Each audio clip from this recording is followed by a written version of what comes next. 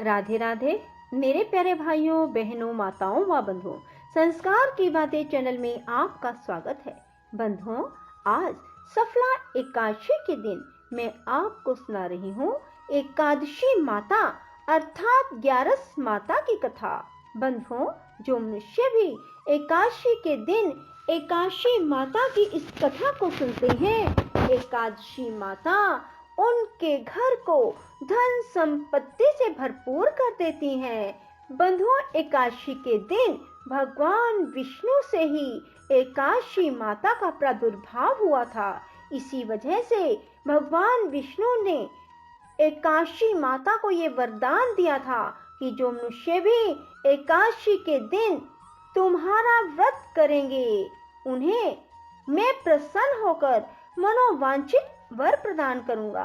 भगवान विष्णु ने एकादशी माता को कहा था कि एकादशी के दिन मेरी पूजा के साथ साथ तुम्हारी पूजा करने पर मैं उन मनुष्य से खुश होऊंगा और उनकी हर इच्छा पूरी करूंगा।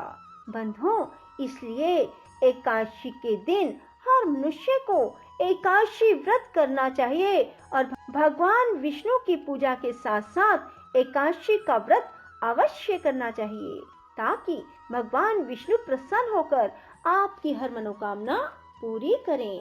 बोलो एकादशी माता की जय, भगवान विष्णु की जय।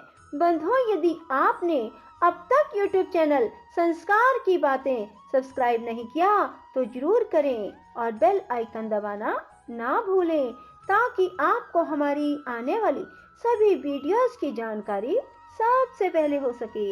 एक बार एक राजा के दो बेटियां थी। छोटी बेटी एकादशी का व्रत किया करती थी। हर कोई छोटी बेटी की प्रशंसा किया करता था और बड़ी बहन छोटी बहन से ईर्ष्या करती थी। एक बार पड़ोसी राजा का बेटा बड़ी बेटी को देखने आया, लेकिन उसे बड़ी बेटी की जगह छोटी बेटी पसंद आ गई। राजा की छोटी बेटी अब बड़ी बहन छोटी बहन से और भी चिढ़ने लगती है। वह छोटी बहन को मारने के नए नए तरीके अपनाती रहती है। एक बार वह लड्डू में जहर मिलाकर उसे खिलाने की कोशिश करती है और एक बार वह मटके में जहरीला सांप रखकर छोटी बहन के कमरे में रख देती है।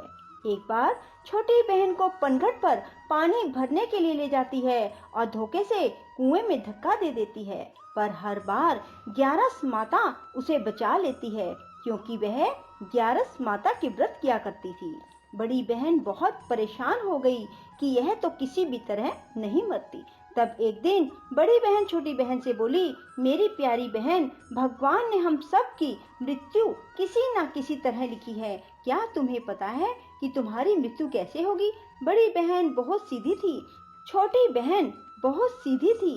वह बोली, मेरी मृत्यु मेरे पालतू तोते व तोते के गले में जो हार है उसमें अटकी हुई है। यदि कोई मेरे तोते को मारकर उस हार को लेकर पहन ले तो मैं मूर्छित हो जाऊंगी और फिर उस हार को उतार कर कहीं रख दे तो मैं जीवित हो जाऊंगी। उस रात छोटी बहन अपने पिता के पास गई और बोली, पिताजी, मुझे शक है, यदि मैं मर जाऊं तो आप मुझे जलाना नहीं, आप मुझे हमारे पुराने महल के कुएं के पास झोपड़ी बनाकर खाट पर सुला देना। राजा बोले, बेटी, तुम ऐसा क्यों बोल रही हो? 2-3 दिन बाद तो तुम्हारी शादी है। तब छोटी बेटी बोली, पिताजी, समय का कोई भरोसा नहीं।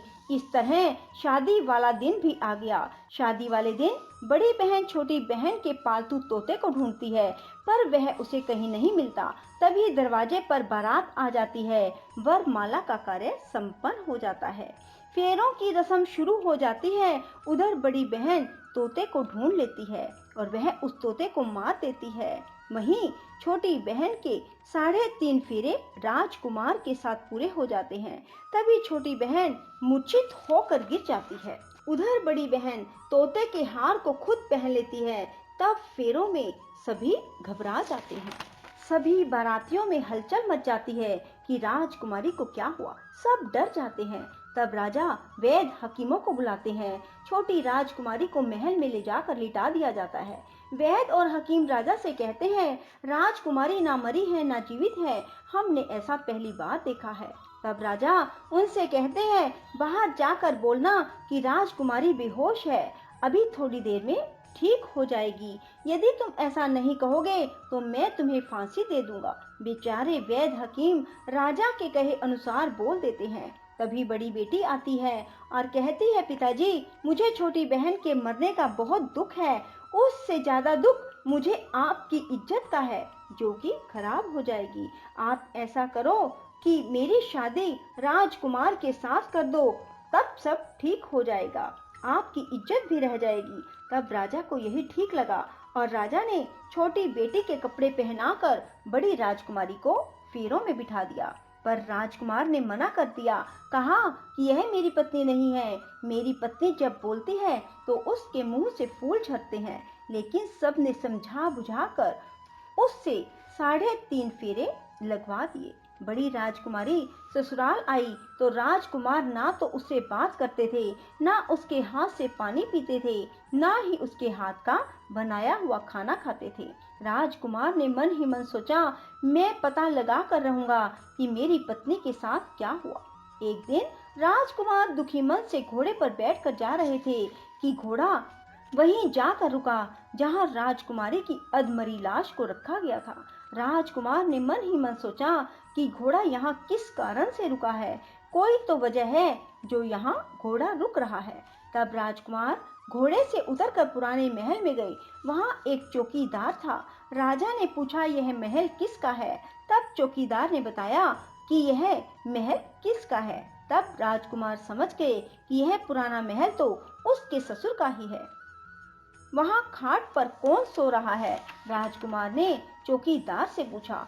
तब चौकीदार कहने लगा कि यह राजा की छोटी बेटी है जो शादी वाले दिन अधमरी हो गई थी। तब राजकुमार ने कहा कि यह तो मेरी पत्नी है, इसके साथ मैंने 3.5 फेरे लिए थे। तब राजकुमार ने चौकीदार से कहा, तुम किसी को ना बताना कि मैं यहाँ आया हूँ, मैं तुम्हें मुंह मांगी रकम दूंगा। चौकीदार ने हाँ कर दी और राजकुमार खाट के पास गया और बचे हुए 3.5 फेरे खाट के साथ ले लिए। राजकुमार उस दिन वहीं पर रहा और रात को भी वहीं रहा। छोटी रानी रात को खड़ी हो गई। उसने अपने पास अपने पति को देखा तो वह बहुत रोई। राजकुमार ने पूछा, बड़ी अजीब बात है, तुम शादी वाले दिन मूर्छित क्यों हो गई? तुम्हारे पिता ने मेरी शादी तुम्हारी बड़ी बहन से क्यों करवा दी, जबकि मैंने तुम्हारी बड़ी बहन को स्वीकार भी नहीं किया? तब तुम मुझे पूरी बात बताओ। तुम दिन भर तो मूर्छित थी, अब रात को जीवित कैसे हो गई? इसका भी राज बताओ। तब राजकुमारी ने अपने पति को तोते और हार वाली सारी बात बताई। यह भी बताया कि यह बात मैंने अपनी बड़ी बहन को बताई थी। एक बार मेरी बड़ी बहन ने मुझसे मेरी मृत्यु का उपाय पूछा, तब मैंने उसे पूरी बात बताई। मेरी बड़ी बहन मुझसे बहुत ईर्ष्या करती थी। उसने कई बार मुझे मारने की कोशिश की, पर ग्यारस माता ने मुझे हर बार बचा लिया। यह सब मेरी बड़ी बहन ने किया है। तोते के गले में जो हार था वह मेरी बड़ी बहन दिन में पहन लेती है और रात को उतार देती है। इसीलिए मैं दिन में मूर्छित रहती हूँ और रात को जीवित हो जाती हूँ। यदि वो हार मुझे वापस मिल जाए तो मैं हमेशा के लिए जीवित हो जाऊंगी। कोई बहन भी ऐसा कर सकती है? अब राजकुमार छोटी राजकुमारी के साथ वहीं दिन बिताने लगे। बड़ी रानी ने दासियों को भेजकर पता लगाना चाहा कि आजकल राजकुमार दिन रात कहाँ रहते हैं, पर उसे कोई खबर ना लगी। उधर छोटी रानी गर्भ से हो गई। एक दिन छोटी रानी ने राजकुमार से कहा, मुझे चाहे बेटा हो या बेटी, रात में ही हो, दिन में तो मैं मूर्छित रहती हूँ।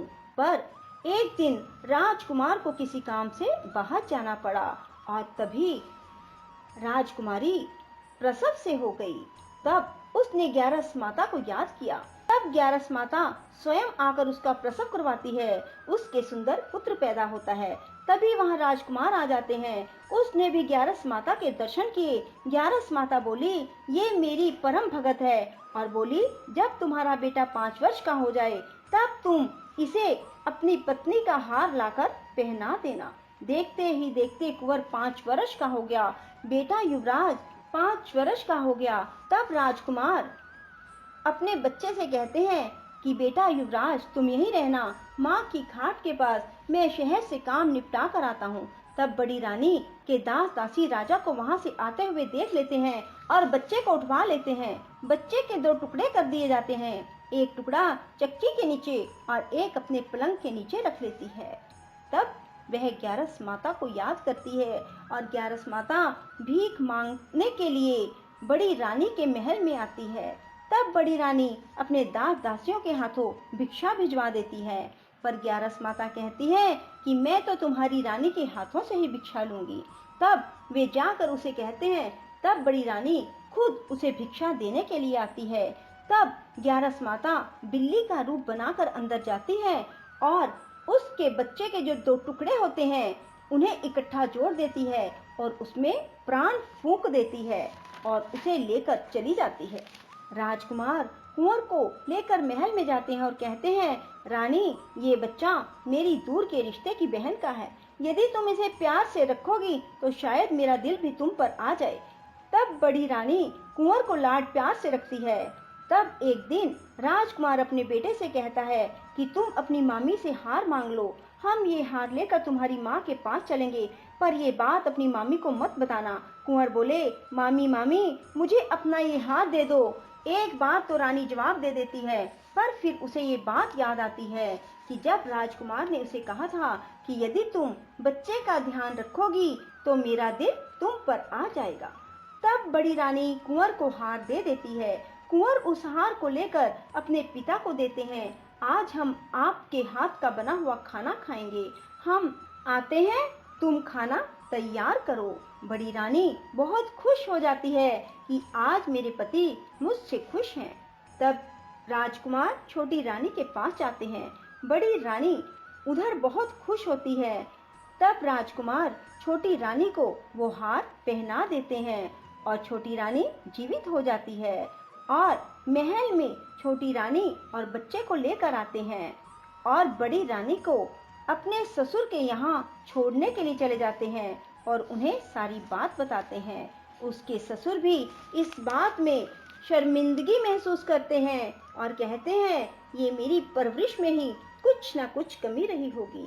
और ग्यारस माता की कृपा से छोटी रानी के भाग जाग जाते हैं।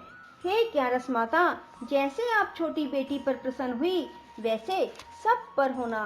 कहते सुनते हुंकारा भरते सब पर अपनी कृपा बरसाए रखना। बोलो ग्यारस माता की जय। राधे राधे, जय श्री कृष्णा। बंधुओं, यदि आपको हमारी वीडियो पसंद आए तो इसे लाइक करें और शेयर भी जरूर करें। साथ ही हमारे चैनल को सब्सक्राइब करना ना भूलें।